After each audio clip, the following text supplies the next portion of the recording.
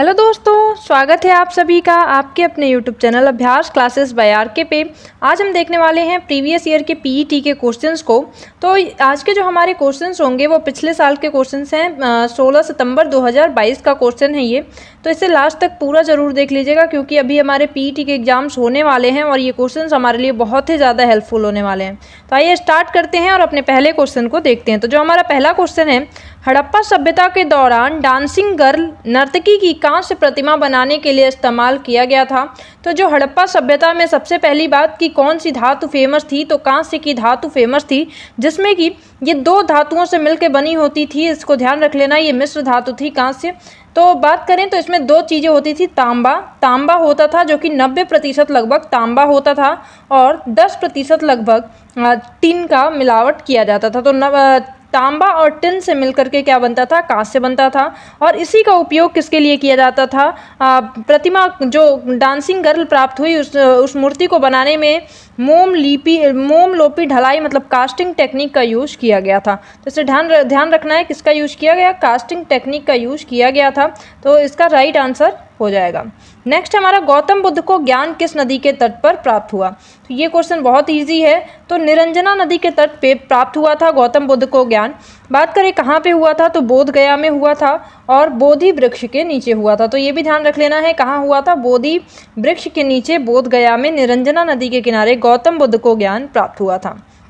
अगला हमारा क्वेश्चन क्या है, अगला है, हर्षवर्धन के शासनकाल के दौरान निम्नलिखित में से कौन सी नई राजधानी थी जो थानेसर से स्थानांतरित हुई थी।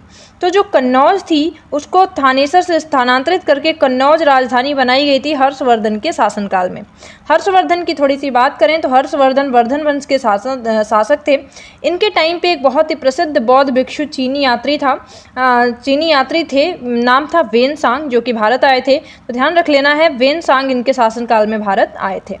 अगला क्वेश्चन देखते हैं। अगला है, निम्नलिखित में से किस सेना की ताकत छापामार या गुरिल्ला रणनीति थी। तो छापामार जो युद्ध करते थे, जिसे गुरिल्ला युद्ध के नाम से भी जानी जाती है, ये किसके लिए प्रसिद्ध हैं, तो मराठा जो लोग थे, शिवाजी, इन लोग के लिए जो प्रसिद्ध तकनीकी थी वो कौन सी थी, छापामार युद्ध थी। अगला क्वेश्चन क्या है, ब्रिटिश ने निम्नलिखित में से किस भाषा को भारतीय समाज में प्रस्तुत करने की उत्सुकता दिखाई।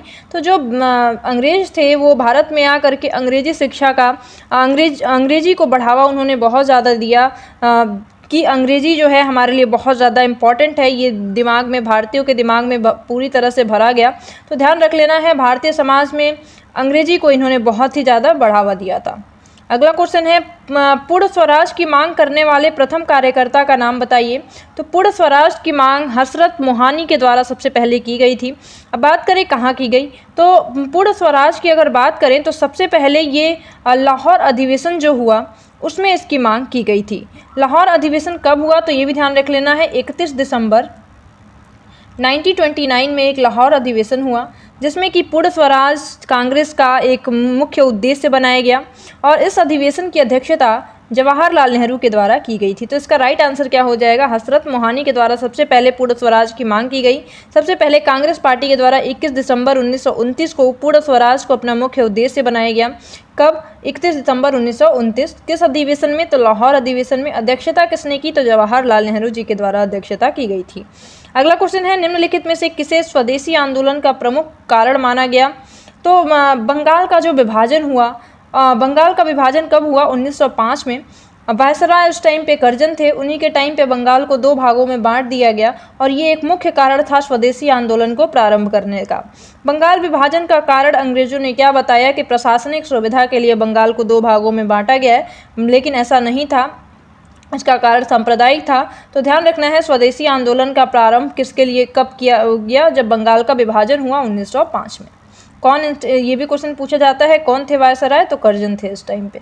अगला क्वेश्चन देखते हैं, खिलाफत मुद्दे को उठाने के महात्मा गांधी के निर्णय के पीछे क्या मुख्य कारण था। तो खिलाफत आंदोलन जो चलाया गया, एक तुर्की के जो खलीफा थे उनकी गद्दी छीन ली गई, उनको पुनः स्थापित करने के लिए भारत में खिलाफत आंदोलन चलाया गया। बहुत दिनों तक चला, ये 1919 से लगभग लेकर के 1924 तक खिलाफत आंदोलन चलाया गया। ये जो भी मुस्लिम समुदाय थे वो इस आंदोलन को चला रहे थे, इसलिए चला रहे थे ताकि जो तुर्की के जो खलीफा हैं उनकी गद्दी को पुनर्स्थापित किया जा सके। इसमें महात्मा गांधी ने इन लोगों का साथ दिया। इसका मुख्य कारण क्या था कि महात्मा गांधी जो हिंदू और मुसलमान थे उनके बीच एकता को बढ़ावा देना चाहते थे। तो इसका राइट आंसर क्या हो जाएगा, हिंदू और मुसलमानों के बीच अधिक एकता लाने के लिए। अगला है हमारा सरकार अधिनियम। भारत सरकार अधिनियम 1935 के प्रावधानों में ब्रिटिश सरकार के अंतिम अधिकार का एक उदाहरण कौन सा है? तो प्रांतीय सरकारों पर गवर्नर के लिए विशेष शक्तियां जो हैं ये एक मुख्य अधिकार है, तो इसे ध्यान रखना है। अगला हमारा फॉरवर्ड ब्लॉक की स्थापना निम्नलिखित में से किसके द्वारा की गई? तो फॉरवर्ड ब्लॉक की स्थापना सुभाष चंद्र बोस जी के द्वारा की गई थी। अगला हमारा लक्षद्वीप की राजधानी निम्नलिखित में से कौन सी है? तो भारत का जो लक्षद्वीप है उसकी राजधानी करवती है, तो इसका राइट आंसर क्या हो जाएगा, करवती हो जाएगा। नेक्स्ट हमारा भारत में निम्नलिखित में से किस स्थान पर दिन और रात के तापमान में व्यापक अंतर पाया जाता है? ऐसा जो थार के मरुस्थल होते हैं, जो रेगिस्तानी क्षेत्र होते हैं, वहाँ पे तापमान में बहुत ही अंतर देखा जाता है दिन और रात के। दिन जो होता है बहुत ही अधिक गर्म होता है और रात जो होती है बहुत ही अधिक ठंडी हो जाती हैं। तो जो रेत होते हैं वो दिन के टाइम पे सूर्य की रोशनी पाकर बहुत ही तेज़ गर्म हो जाते हैं, लेकिन उतनी ही तेज़ी से रात को ठंडे भी हो जाते हैं। इस वजह से तापमान में बहुत ही ज़्यादा अंतर देखा जाता है। नेक्स्ट हमारा विश्व को कितने प्रमुख काल क्षेत्रों में टाइम जोन में बांटा गया है? तो पूरे विश्व को 24 टाइम जोनों में बांटा गया है। 24 भागों में 24 टाइम जोन में बांटा गया है, तो इसका राइट आंसर 24 टाइम जोन हो जाएगा। नेक्स्ट हमारा निम्नलिखित में से जनसंख्या परिवर्तन का घटक नहीं है। तो रुग्णता जो है, मॉर्बिडिटी, ये जनसंख्या परिवर्तन का घटक नहीं है। मतलब रोगों की संख्या कितनी है, कितने लोग रोगी हैं, तो इससे जनसंख्या पे कोई प्रभाव नहीं पड़ता। जनसंख्या तब भी उतनी रहती है, तो इसका राइट आंसर क्या हो जाएगा, रुग्णता हो जाएगा। नेक्स्ट है हमारा उस जंगल का नाम बताइए जिसे पृथ्वी के फेफड़े के रूप में जाना जाता है। तो हमारा अमेज़न वर्षा वन जो है इसे पृथ्वी का फेफड़ा कहा जाता है। लेकिन क्यों? क्योंकि इस पे लगभग 20% जो ऑक्सीजन है हमें अमेज़न रेन फॉरेस्ट से ही प्राप्त होता है। तो इसका राइट आंसर क्या हो जाएगा, अमेज़न रेन फॉरेस्ट। अब आपको कमेंट सेक्शन में बताना है कि ये जो जंगल है, ये जो वन है, ये किस कॉन्टिनेंट में पड़ता है, किस महाद्वीप पे पड़ता है, इसे ज़रूर बताइएगा। अगला क्वेश्चन है हमारा स्थिरता के विकास के उद्देश्य से निम्नलिखित में से कौन सी पंचवर्षीय योजना शुरू की गई थी? तो जो चौथी पंचवर्षीय योजना है वो स्थिरता के साथ विकास। तो ये कौन सी पंचवर्षीय योजना थी? तो चौथी पंचवर्षीय योजना थी जिसका उद्देश्य था स्थिरता के साथ विकास। अगला क्वेश्चन देखते हैं, निम्नलिखित में से किसमें व्यक्तियों या व्यक्तियों के समूह के स्वामित्व वाले व्यवसाय शामिल हैं? तो जो निजी क्षेत्र हैं इसमें व्यक्तिगत अधिकार होता है, व्यक्तिगत समूहों का स्वामित्व होता है, तो इसको निजी क्षेत्र बोलते हैं। अगला क्वेश्चन क्या है हमारा, निम्नलिखित में से किसे भारत में हरित क्रांति के जनक के रूप में जाना जाता है? तो MS स्वामीनाथन को भारत में हरित क्रांति के जनक के रूप में जाना जाता है। अगला क्या है हमारा, निम्नलिखित में से किस अधिनियम ने बैंकों के राष्ट्रीयकरण के लिए शर्त निर्धारित की? तो बैंकों के राष्ट्रीयकरण के लिए जो शर्त निर्धारित की गई वो बैंकिंग कंपनियां अधिनियम 1970 के द्वारा की गई थी। तो जो बैंकिंग कंपनियां अधिनियम 1970 था, इसके द्वारा बैंकों के राष्ट्रीयकरण की शर्त निर्धारित की गई थी। अगला हमारा 1991 में नई आर्थिक नीति के तहत उदारीकरण और निजीकरण का पहल का प्राथमिक परिणाम निम्नलिखित में से कौन सा था? तो वैश्वीकरण जो था 1991 के नई आर्थिक नीति का एक प्रमुख परिणाम था। तो इसका राइट आंसर क्या हो जाएगा, वैश्वीकरण हो जाएगा। नेक्स्ट हमारा निम्नलिखित में से कौन सी भारतीय संविधान की मुख्य विशेषता नहीं है? तो द्विस्तरीय सरकार ये भारतीय संविधान की मुख्य विशेषता नहीं है। ध्यान रख लेना है क्योंकि यहाँ पे केंद्र मजबूत है, केंद्र के पास शक्तियाँ ज़्यादा हैं, तो ये द्विस्तरीय सरकार जो है ये भारतीय संविधान की मुख्य विशेषता नहीं है। नेक्स्ट है हमारा भारतीय संविधान के लिए DPSP राज्य के नीति निर्देशक सिद्धांत निम्नलिखित में से किस संविधान से प्रेरित है? तो संविधान के जो भारत के संविधान के स्रोत हैं उनकी मैंने एक वीडियो अलग से बनाई है, उसे आप ज़रूर देखिएगा। आपको इससे एक भी क्वेश्चन नहीं छूटने वाला है क्योंकि हम बहुत ईजी तरीके से उसमें याद किए हैं। तो क्या है DPSP की बात करें, राज्य के नीति निर्देशक सिद्धांत के नाम से जाना जाता है। भाग 4 में सम्मिलित है, हमारा जो संविधान का भाग 4 है। आर्टिकल जो है 36 से लेकर के 51 तक आर्टिकल है जिसमें कि DPSP शामिल है। बात करें अभी तक कुल DPSP की संख्या 15 है और ये लिया कहाँ से गया? तो आयरलैंड से लिया गया, तो इसका राइट आंसर आयरलैंड हो जाएगा। देखते हैं अगले क्वेश्चन को।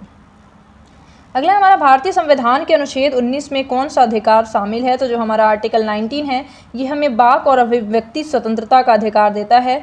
बोलने और अपनी बातों को अभिव्यक्त करने की जो स्वतंत्रता है वो आर्टिकल 19 हमें देता है। अगला क्वेश्चन देखते हैं, संसदीय प्रणाली में कार्यपालिका किसके प्रति उत्तरदायी होती है? तो संसदीय प्रणाली में जो कार्यपालिका होती है वो विधानमंडल के प्रति उत्तरदायी होती है। तो राइट आंसर विधानमंडल हो जाएगा।